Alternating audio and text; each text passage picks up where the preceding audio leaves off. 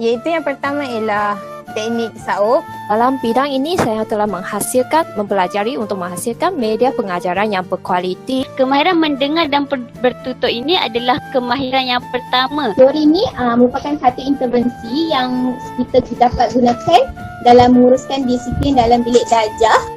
Yang kedua ialah teknik NAS. Slide PowerPoint yang boleh menarik minat murid. Dan yang ketiga ialah adjektif mudah.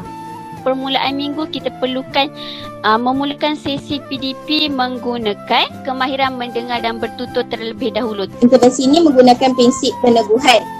Dan kuis seperti Quizzy dan Google Form diaplikasikan dalam bilik darjah. Sebagai salah satu cara kawalan kelas dan tingkah laku murid, ini ialah papan ganjaran saya. Dari situ saya mendapat pengetahuan daripada guru pembimbing saya bahawa untuk permulaan minggu kita perlu mengajar dengan kemahiran mendengar dan bertutur.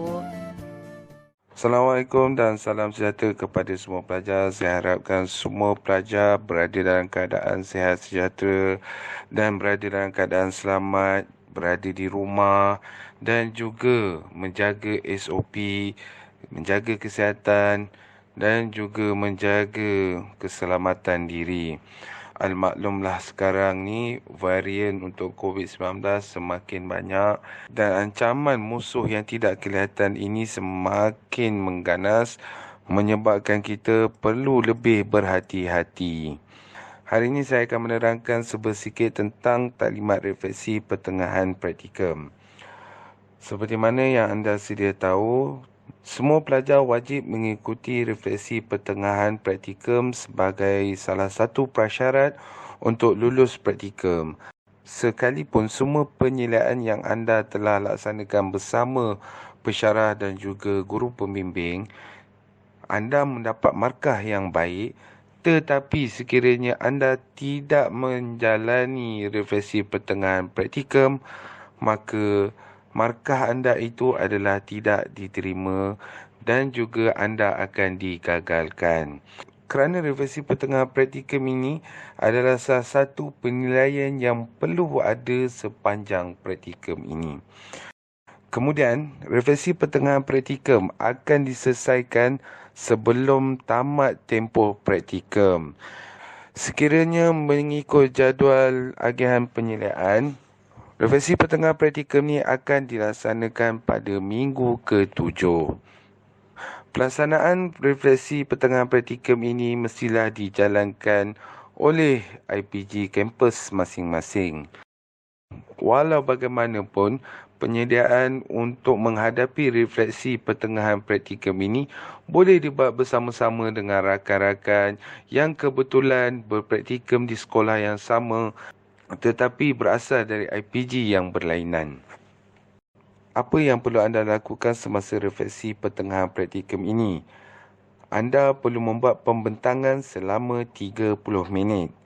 15 minit adalah sesi pembentangan dan 15 minit yang kedua adalah sesi soal jawab. Pelajar akan dinilai oleh pensyarah penyelia bidang teras. Secara umumnya, anda akan dinilai melalui 4 komponen utama. Yang pertama, liputan dan kandungan sebanyak 40%, kualiti pembentangan sebanyak 20%, organisasi maklumat sebanyak 20% dan komunikasi sebanyak 20%. Penilaian ini akan dibuat berdasarkan apa yang anda bentangkan, kesatuan dan kesinambungan maklumat yang telah anda sediakan dan juga cara anda menjawab soalan daripada pensyarah ataupun daripada rakan-rakan kelas yang lain.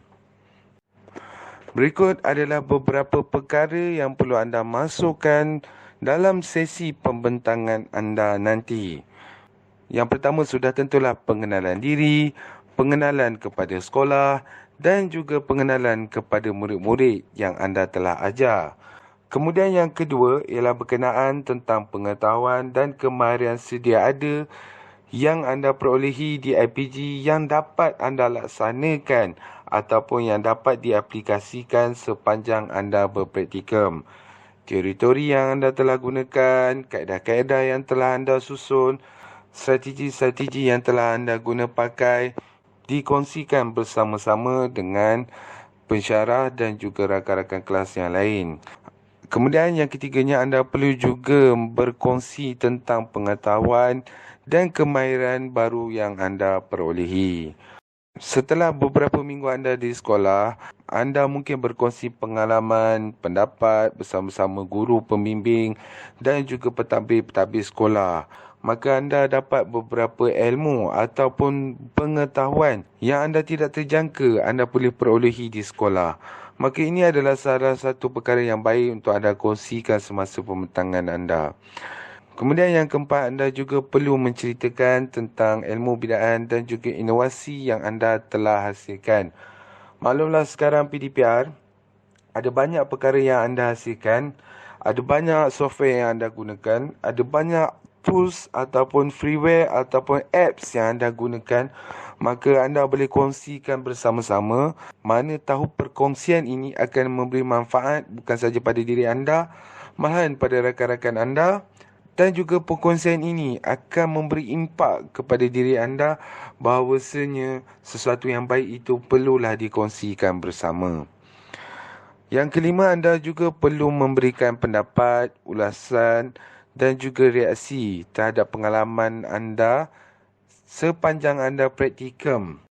Adakah sepanjang tempoh praktikum yang anda telah lalui sekarang ini, adakah ia mencukupi untuk menyiapkan diri anda sebagai guru, ataupun ada sesuatu yang anda perlu lakukan untuk melengkapkan diri sebagai seorang guru. Lebih-lebih lagi anda terpaksa melaksanakan praktikum secara dalam talian. Seterusnya yang keenam, anda boleh menceritakan tentang masalah yang anda hadapi sepanjang menjalani praktikum kali ini dan juga penyelesaian yang anda telah lakukan dan laksanakan. Mungkin anda berbincang dengan pensyarah penyelia, dengan guru pembimbing, dengan pentadbir sekolah, dengan unit praktikum, macam mana nak selesaikan semua masalah anda. Memang tidak dinafikan bahawasanya praktikum secara PDPR ini banyak mencabar dan juga banyak halangan yang perlu anda tempuhi. Jadi perkongsian-perkongsian ini perlulah dibuat dalam sesi pembentangan refleksi pertengahan praktikum. Dan jangan lupa, buatlah satu kesimpulan tentang apa yang anda telah perolehi di sekolah sepanjang tempoh praktikum ini. Itu saja daripada saya. Untuk pemahaman yang lebih lanjut, saya lampirkan beberapa contoh yang saya telah perolehi daripada rakan-rakan kamu untuk dijadikan sebagai panduan, untuk dijadikan sebagai satu gambaran bagaimana untuk anda laksanakan refleksi pertengahan praktikum ini. Bukannya kita nak meniru, tetapi kita nak cari acuh bagaimana kita nak buat refleksi pertengahan praktikum bersih kita sendiri. Okey, itu saja daripada saya. Sekian, terima kasih dan selamat menjalani refleksi pertengahan praktikum. Nama saya Kairin Hanania binti Muhammad Sani. Saya berpraktikum di Sekolah Kebangsaan Perempuan Metodis Ipoh. Dan saya mengajar di kelas Melayu. Saya mengajar tahun 5. Murid seramai 24 orang. Manakala kelas pendidikan moral saya ialah gabungan antara 3 progresif dan 3 inovatif. Iaitu seramai 27 orang. Baiklah. Saya sedikit tentang sekolah. Sekolah Kebangsaan Perempuan Metodis Ipoh sekolah yang mempunyai murid perempuan sahaja seramai 677 orang dan memiliki 47 orang guru perempuan dan 1 orang sahaja guru lelaki. Sekolah ini dikenali sebagai Angel Indie School sebelum menjadi Sekolah Kebangsaan Perempuan Metodis Ipoh. Sejauh mana pengetahuan dan kemahiran sedia ada di IPG dapat diaplikasikan di sekolah. Jadi untuk soalan yang pertama, secara umumnya kesemua kemahiran dan juga pengetahuan di IPG dapat diaplikasikan sepanjang berpraktikum ini. Namun saya hanya ambil beberapa saja yang banyak saya gunakan, iaitu antaranya yang pertama ialah prinsip pembelajaran daripada subjek EDUP.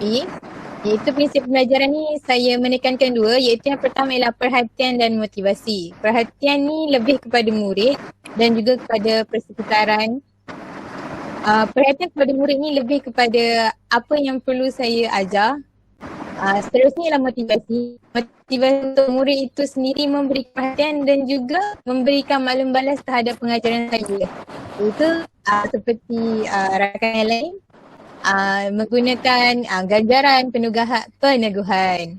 Pengetahuan dan kemahiran baharu yang diperolehi dari sekolah. Okey, baiklah untuk pengetahuan yang pertama semasa PDPR berlangsung, saya telah mempelajari pengetahuan yang baharu iaitu mengendalikan kelas secara maya seperti dalam talian seperti Google Meet, Google Classroom, YouTube dan WhatsApp.